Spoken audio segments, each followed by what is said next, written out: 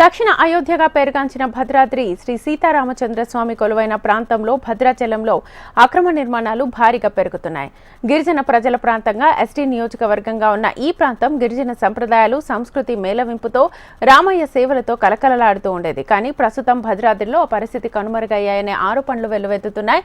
ఇతర ప్రాంతాల నుంచి పెద్ద మొత్తంలో వలస వచ్చిన గిరిజనేతరులు అక్రమ నిర్మాణాలు చేపట్టి స్థానిక గిరిజన ప్రజలను రామయ్యకే దూరం చేస్తున్నారని స్థానికులు వాపోతున్నారు. గతంలో గిరిజనులు ఏ పనిని మొదలుపెట్టినా పనులకు వెళ్లే ముందు రాములవారి దర్శనం చేసుకోవడం ఆనవాయితీగా ఉండేది. రామాలయం మాడవీధులని గిరిజనుల సందడి కనపడేది. కానీ రాను రాను ఆ ప్రాంతమంతా అక్రమ నిర్మాణాలు జరిగాయనే వాదనలు వినిపిస్తున్నాయి. దేవాలయానికి వెళ్లే భక్తులకు దారి కూడా లేకుండా, వందల సంఖ్యలో ఎటువంటి అనుమతులు లేకుండా బిల్డింగ్లు ఏర్పాటు చేసుకుని రాజకీయ నాయకుల అండదండలతో లాడ్జిలు, సత్రాలు, రెస్టారెంట్లు ప్రత్యక్షమయ్యాయి. ఈ నేపథ్యంలోనే రామాలయానికి వెళ్లే దారిలో ఉన్న శ్రీపతి ఆలయం 6 అంతస్తుల బిల్డింగ్ కూలడం, ప్రమాదంలో 2 మృతి చెందడం ఇప్పుడు చర్చనీయాంశంగా మారింది.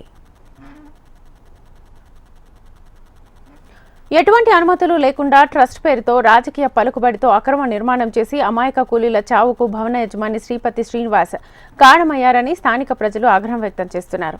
20 ఏళ్లకు పైబడ్డ ఇంటిపై 6 ఫ్లోర్లు స్లాబ్లు వేస్తుంటే అధికారులు ఎందుకు మౌనంగా ఉన్నారని ప్రశ్నిస్తున్నారు. 120కు పైగా అక్రమ నిర్మాణాలపై ఫిర్యాదులు వస్తే కేవలం 24 నోటీసులు ఇచ్చి అధికారులు చేతులు దులుపుకుంటున్నారని ఫిర్యాదుదారులు ఆరోపిస్తున్నారు.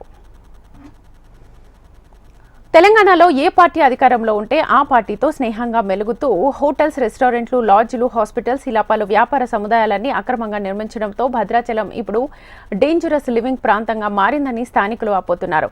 భద్రాద్రిలో ప్రస్తుతం శ్రీపతి నిలయంతో పాటు పలు చోట్లలో 70కి పైగా డ్రైనేజీలపై, పాత భవనాలపై అక్రమ నిర్మాణాలు ఉన్నట్లుగా అధికారులు గుర్తించారని, దీనిపై ఉన్నతాధికారులు కలగజేసుకుని వాటిని తొలగించాలనే డిమాండ్స్ వినిపిస్తున్నాయి. మరోవైపు గిరిజన ప్రాంతాల్లో చట్టాన్ని ఉల్లంఘించి స్థానికేతరులు నిర్మిస్తున్న అక్రమ కట్టడాలపై చర్యలు తీసుకోవాలని స్థానిక ప్రజలు వేడుకుంటున్నారు.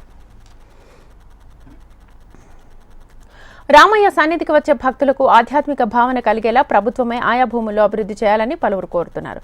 ఇక ప్రభుత్వం అధికారులు భద్రాద్రిలోని అక్రమ కట్టడాలపై ఎటువంటి చర్యలు తీసుకుంటారో వేచి చూడాల్సిందే. ఆ నియోజకవర్గంలోని కట్టడాలకు అనుమతులు ఉండవు. ఎవరైనా ఫిర్యాదులు చేస్తే బెదిరింపుల పర్వం కొనసాగుతుంది. ఏజెన్సీ చట్టాలను తుంగలో తొక్కుతూ స్థానికేతరులు పెట్రోలు పోతున్న వైనంతో గిరిజన ప్రాంత ప్రజలు ఆందోళన చెందుతున్నారు.